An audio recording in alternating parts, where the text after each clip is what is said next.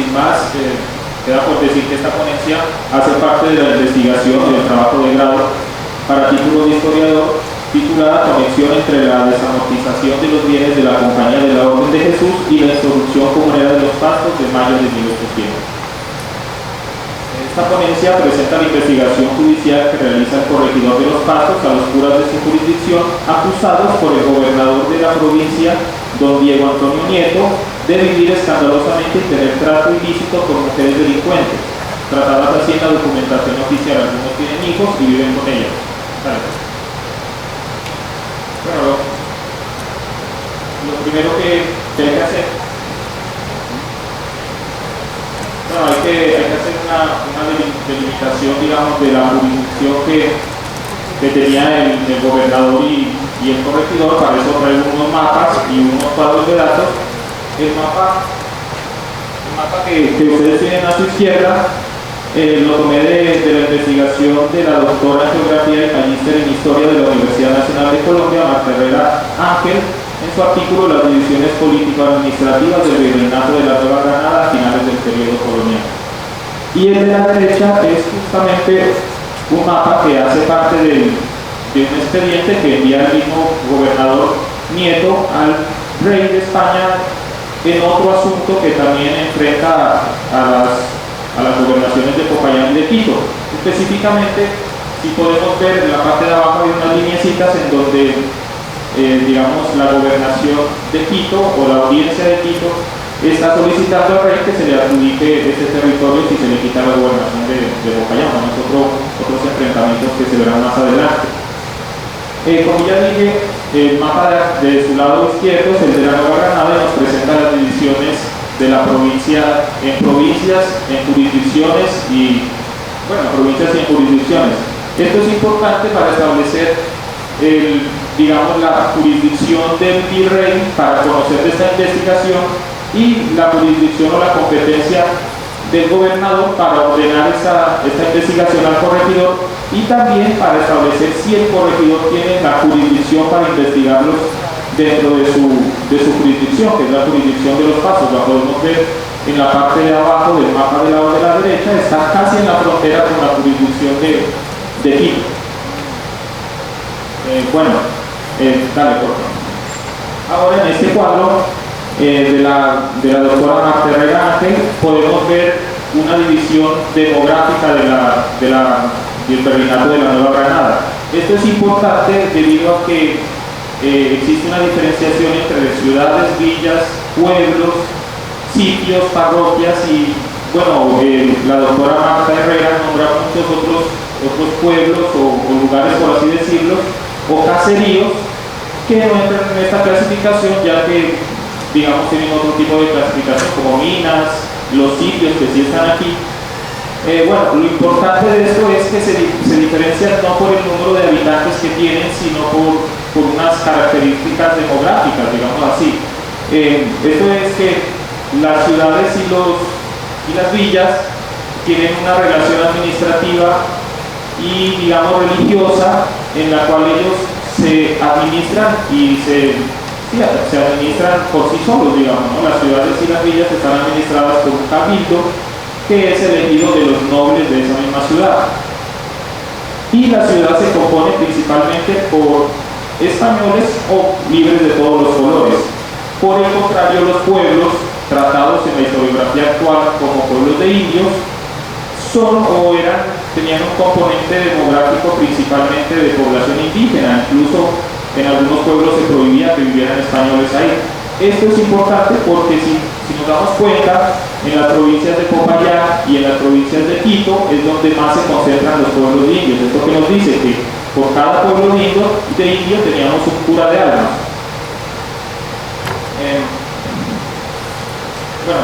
Dale, por favor. Ahora bien, entre los asuntos criminales que le competen al corregidor se enumeran el concubinato o trato ilícito, entendido como acto sexual, el amancebamiento, que es lo mismo que el concubinato, pero con una cohabitación duradera. Adriana Raya nos dice que este tipo de unión ilícita se constituían como verdaderas familias funcionales. Y el adulterio, consistente en tener trato ilícito con mujer casada. Cabe destacar en la figura del corregidor como representante de la autoridad del rey con competencia y jurisdicción establecida legalmente. Se trata, dice, de un oficial y una autoridad de nombramiento y elección regia que, además de gobernar, imparte justicia en nombre del rey, y la del presbítero encargado de la evangelización y la cura de almas. Estos delitos aparecen tipificados en el Sacrosanto y Ecuménico Concilio de Trento del siglo XV, como desarrollaremos más adelante, aunque tratados por diferentes sínodos y concilios desde el siglo IV. Como lo referencia Raya Guillén, estos actos ilícitos comenzaron a ser señalados como impuros y contrarios a la fe desde el Concilio No Ecuménico de Elvira en el siglo IV, pero tomaron mayor visibilidad a partir del primer concilio de Letrán de 1123. Respecto a la legislación aplicada para este tipo de delitos en el nuevo Reino de Granada para el siglo XVIII, presenta una particularidad frente a otras monarquías. Esto es precisamente por el patronato regio firmado entre la corona española y el papado. Este le otorgaba al rey la máxima autoridad eclesiástica en todos los territorios bajo su dominio, siendo el responsable de gobernar todos los aspectos de la vida en las colonias, incluyendo los aspectos religiosos. La Iglesia en América quedaba en todos los términos prácticos bajo el control de los poderes seculares. Los poderes seculares, podríamos decir que son los poderes civiles o los poderes regios. Esta particularidad se hace importante en el siglo XVIII y se acentúa con las reformas de la dinastía borbónica encaminadas, entre otras, a tomar el control de la vida de los miembros de la Iglesia. Es así como puede verse una diferenciación en las sentencias, la condena aplicada, el modo en que se trataban los implicados y principalmente el carácter de pecado o delito de estas acciones ilícitas en una u otra legislación. Lo podemos ver en este caso frente al hecho de que la investigación judicial fue iniciada por una autoridad real, que es el corregidor, y no una eclesiástica, que pudo haber sido la Real Audiencia de Quito a través del prelado ordinario que ya existía en esta jurisdicción. Bueno, dentro del derecho canónico es el Concilio de Trento el que tipifica los delitos de concubinato, amancebamiento y adulterio cometidos por sacerdotes. Estos fueron vistos como transgresiones al celibato y una ofensa al cuerpo humano como instrumento de lo divino. Aunque graves, estos procesos no tenían grandes implicaciones judiciales o económicos y no merecían mayores penas para los hombres de Dios. Estas prácticas continuaron siendo toleradas en las diócesis españolas, principalmente porque la voluntad reformista dependía de los obispos en las diferentes regiones. Las mancebas de los clérigos figuraban como cómplices u objetos del pecado y no como víctimas de circunstancias particulares. En muchos casos las mujeres sufrieron penas más severas con el fin de remediar esta ilícita amistad. Entre los castigos más comunes para las mujeres estaba el depósito en otra ciudad con una familia de nobles o en casas de recogida donde se podía aprovechar el trabajo de estas mujeres. Las mancebas doncellas, sabemos que las doncellas son mujeres no casadas de las familias nobles. Ellas iban a los conventos y a los beatarios donde, digamos, podían de alguna manera restablecer esta moral. También se las podía sentenciar a destierro temporal o perpetuo y a la excomunión. Aunque es el Concilio de Trento el que tipifica y generaliza en todo el mundo católico los delitos sexuales cometidos por curas, existieron legislaciones previas encaminadas a erradicar este mal de la Iglesia, lo que nos deja ver lo arraigado de esta práctica y la posibilidad que ha tenido la Iglesia para implantar el celibato en su institución sacerdotal. Por otro lado, estaba el derecho regio que emanaba del rey, basó su normatividad respecto a estos delitos en los lineamientos legales que proponía la Iglesia, pero por las particularidades del patronato regio fue la corona la encargada de implantar el cristianismo en sus colonias y con ello el problema implícito de los eclesiásticos amancebados, provocando además que los decretos papales en el territorio español tuvieran poca influencia, ya que era el rey el que designaba obispos, ministros, convocaba concilios y les daba valor legal. Hay que decir que con el encuentro de los mundos en el siglo XV y el proceso de conquista y colonización, las bulas del patronato regio ratificaron el esquema seguido hasta ese momento por los monarcas españoles y por lo tanto ese fue el modelo que se trasladó a los virreinatos españoles en América. Como referencia sobre el amancebamiento clerical en las colonias occidentales de España tenemos el tercer concilio mexicano de 1585 y el primer concilio provincial del nuevo Reino de Granada que se celebró en 1623. Estos siguieron, como ya dije, los lineamientos y mandatos del Concilio de Trento respecto a la tipificación de los delitos de amancebamiento, concubinato y adulterio en los territorios del virreinato. Dale, por favor. Adriana Raya pone de manifiesto cómo en la recopilación de leyes de los reinos de las Indias, recopilada por Antonio de León Pinelo y el jurista Juan de Solórzano Pereira en 1680, encarga a los virreyes que los prelados echen de la tierra a los clérigos de mala vida y ejemplo con parecer del virrey o presidente. Bueno, es en este espectro de la mala vida y el ejemplo donde podemos ubicar o donde ubicamos a los clérigos amancebados o adúlteros con vida pública y escandalosa. Existió otro tipo de delito con implicaciones sexuales cometidas por los clérigos o por los curas, que fue considerado mucho más grave que estos dos delitos por sus implicaciones en la confesión, digamos, uno de los pilares del catolicismo, que es el sacramento de la confesión. Esa era la solicitación. Fue más grave porque tenía estas implicaciones sobre este sacramento. Por otro lado, los delitos de amancebamiento y concubinato, como ya dije, no merecen mayores penas. Bueno, con esto podemos decir entonces que desde el Concilio de Trento del siglo XV se entendía el sexo como una fuerza perturbadora de la sociedad.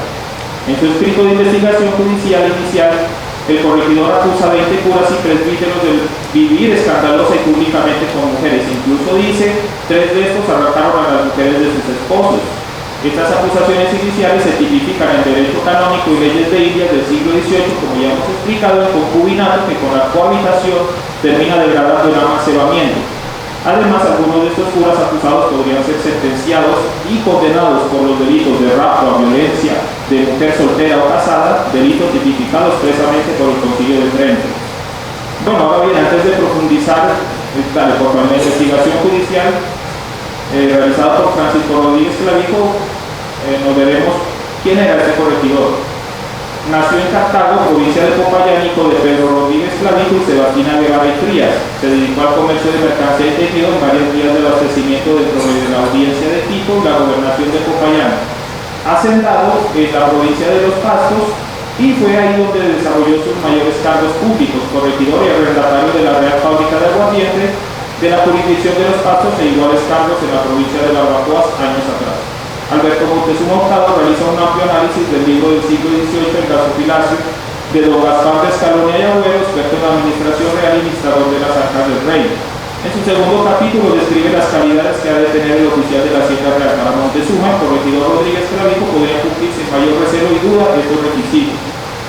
Es así como es nombrado fiscal contador de la Junta Local de Temporalidades para 1787 y posteriormente teniente de gobernador y corregidor de la provincia de Los Pastos en 1793. Muere asesinado junto a su hermano en la insurrección comunera de Los Pastos de mayo de 1800, siendo aún corregidor. Bueno, volviendo nuevamente a la fuente, como ya dijimos, en cumplimiento de la orden reservada, Francisco Clavijo investiga a todos los curas de la jurisdicción y remite la investigación judicial al virrey José de Espereta del Nuevo Reino de Granada. En este informe él detalla las circunstancias en que viven los hombres de fe y el corregidor decide acudir directamente al virrey y no al gobernador por motivos que veremos más adelante. Él nos narra en su escrito. Escribe, con disfraz preguntaba a algunos sujetos forasteros antiguos en este país desde cuándo corría esta prostitución, a lo que responden que ninguno la vio antes menor. Don Miguel González del Palacio, europeo distinguido, juez, respalda y demuestra al corregidor la gravedad del asunto y que este no era para ser tomado por un juez inferior laico, pues hasta su vida se pondría en inminente riesgo. El corregidor Clavijo teme con fundamento haya nacido algún cisma o al menos este embrión en el obispado de Quito. En su labor investigando, Francisco Rodríguez Clavijo recoge detalladamente la información de los curas sospechosos, el nombre de sus mujeres cómplices delincuentes y algunos detalles específicos como el lugar de residencia, número de hijos y otros que podían servir para que un concilio o jurisdicción superior unida, dice él, continúe con el asunto por la gravedad de este. Es este precisamente el objetivo de su comunicación con el virrey. Él pretende saltarse, digamos, al gobernador, a la autoridad del gobernador y acudir directamente al virrey porque teme que el gobernador esté aliado con los curas y que esta orden de investigar a unos curas sea más bien una treta para, eso es lo que hace hace entender, ¿no? Para terminar con su vida. Entonces,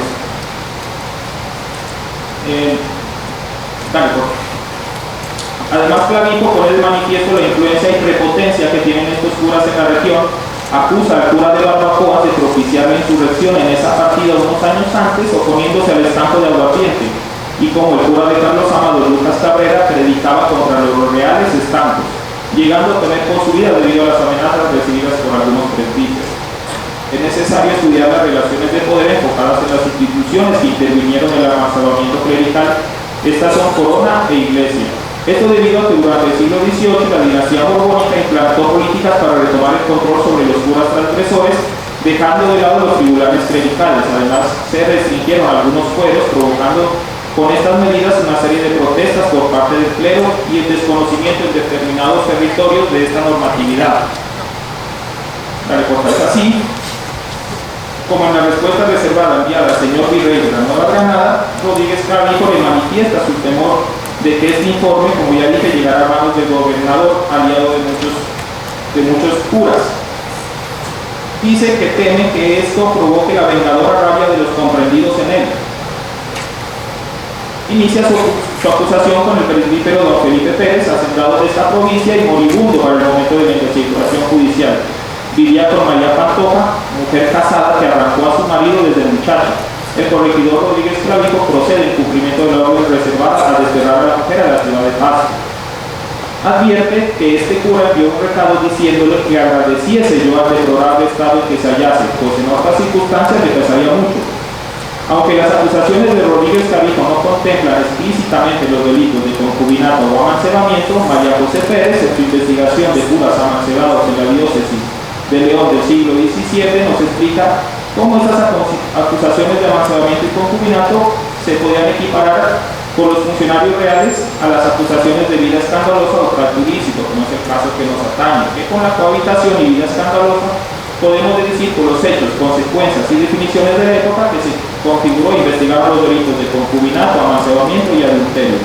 Además, se comprueba la competencia y jurisdicción del corregidor Rodríguez Clavijo para investigarlo. Bueno, ahora los invito a ver algunos apartes de la investigación, dale, y algunos de los nombres que Clavijo acusa para poder determinar, digamos, el tipo penal. 3 curas viven con mujeres casadas que estos arrancaron de sus esposos. Don Felipe Pérez, cura de Túpez, vivió con María Pantoja. Don José Rivera, cura de Mayama, vive con Manuela Noguera, esposo de Antonio Sánchez. Don Melchor Muñoz, eclesiástico, vivió con una mujer casada arrancada por violencia de su esposo, con quien tuvo 4 hijos. Estos curas pudieron ser investigados por amancebamiento, rapto de mujer casada y adulterio. 6 curas tienen hijos y viven con estos en sus casas. Don Lucas Cabrera, cura de Carlos Amado, vive con Susana Hernández de Quito, en cuya reprobada junta tiene varios hijos. 14 curas y presbíteros viven con mujeres escandalosamente. Algunos casos destacados son el cura de Cumbal, don José Finaguero, don Bernardo Osorio, de edad octogenaria, que vive escandalosa y públicamente con Petrona Riascos en su hacienda, don Fray Agustín Rosas, de la orden de predicadores, del cura de Ipiales, del curato de Ipiales, vive con una mestiza de allí mismo. Por último, nos preguntamos si estos hechos y acusaciones provocaron un enfrentamiento de poderes desde la óptica institucional, ya que, como dijimos, enfrentó a la Iglesia y la corona en el ámbito local, teniendo en cuenta además los antecedentes violentos presentados años antes en la vecina provincia de Barbacoas, que enfrentó a los curas locales contra Francisco Rodríguez Clavijo por el estanco de Aguardiente, y que años más tarde volvería a enfrentarlos por el cobro de las deudas de temporalidades y los intereses de estas que pretendía la Real Hacienda en todos los territorios de la corona. Y añadir que Rodríguez Clavijo logró monopolizar para sí y su red cercana los cargos públicos de la provincia, red social en la que se incluían caciques y comerciantes, entre ellos Francisco Sarasti, quien participaría de la declaración de independencia hecha en Ipiales en 1811. Bueno, por último, les presento la fuente primaria que fue estudiada. Se encuentra en el Archivo General de la Nación de Colombia, sección Colonia, Fondo Curas y Obispos, legajo 26, unidad documental 3, folios 15 al 22. Listo, muchas gracias.